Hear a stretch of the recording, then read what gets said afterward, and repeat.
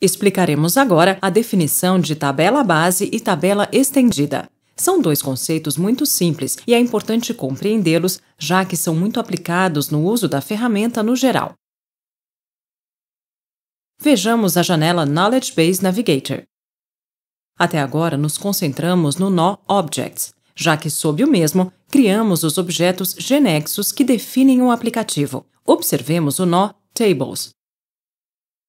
Abaixo deste nó, podemos observar quais tabelas físicas Genexus determinou criar no banco de dados, a partir das estruturas das transações que definimos. Se abrimos, por exemplo, a tabela Category, vemos que a tabela física contém exatamente os mesmos atributos definidos na estrutura da transação Category. No entanto, se abrimos a composição da tabela Attraction, vemos que contém menos atributos que os referenciados na transação Attraction. Isso se deve ao fato de que na transação Attraction há várias chaves estrangeiras e, portanto, através destas chaves, há valores de atributos que são obtidos quando o aplicativo é executado.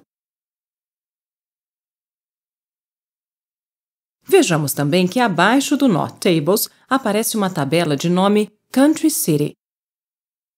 Esta tabela física foi criada por Genexus no banco de dados, com base na definição do segundo nível que fizemos na transação Country. Tal como tínhamos visto, quando definimos um nível aninhado a outro em uma transação, cria-se uma tabela de chave composta, que neste caso é a tabela Country City. Agora, observemos o nó Tables. Abaixo dele, podemos visualizar as tabelas físicas criadas no banco de dados e sua composição. Vejamos agora que podemos criar um diagrama de tabelas para visualizá-las em um esquema que mostre, além da sua composição, como se relacionam entre elas. Selecionamos File, New, Object. Escolhemos criar um objeto de tipo Diagram e deixamos o nome oferecido automaticamente, Diagram 1. Selecionamos Create e arrastamos, a partir do nó Table, todas as tabelas até o diagrama. Agora, pressionamos o botão direito do mouse e selecionamos Arrange Nodes. Assim, conseguimos com que as tabelas no diagrama sejam distribuídas e é possível ver claramente as flechas que representam como se relacionam entre si.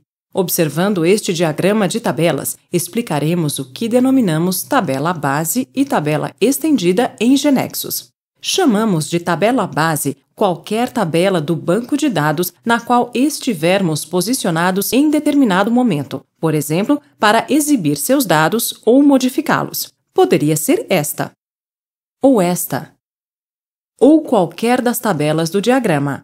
Quando executamos uma transação de primeiro nível, ela tem uma tabela base associada, ou seja, uma tabela física na qual são realizadas inserções, modificações e eliminações, que operamos, por exemplo, através da tela da transação, de forma interativa. Quando trabalhamos com uma transação de mais de um nível, cada nível tem uma tabela base associada, na qual são realizadas as inserções, modificações e eliminações que processamos por meio de tal nível. Também quando definimos consultas, uma lista, por exemplo, estaremos navegando por determinada tabela base. A tabela base, então, é qualquer tabela física do banco de dados na qual estávamos posicionados trabalhando em determinado momento. Vejamos agora o conceito de tabela estendida. Este conceito surge para simplificar a tarefa de saber a quais tabelas temos alcance quando estamos posicionados em determinada tabela base. Intuitivamente, já acessamos a tabela estendida de determinada tabela base. Por exemplo, a transação Attraction tem por tabela base ou tabela física associada a tabela Attraction. Como vimos anteriormente, como Category ID é um atributo-chave estrangeira na transação Attraction, podemos referenciar o atributo Category Name. Category Name não pertence à tabela base associada à transação Attraction, mas podemos obter seu valor porque está na tabela estendida.